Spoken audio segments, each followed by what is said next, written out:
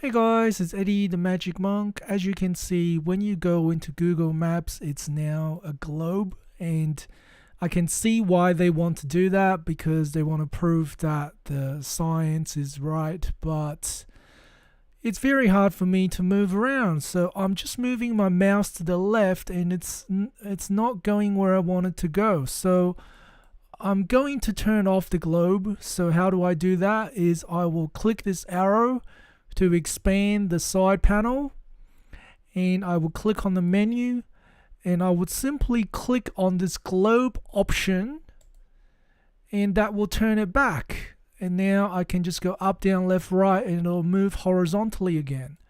So that is going to help you guys a lot, hopefully. Thanks for watching, guys. See you next time.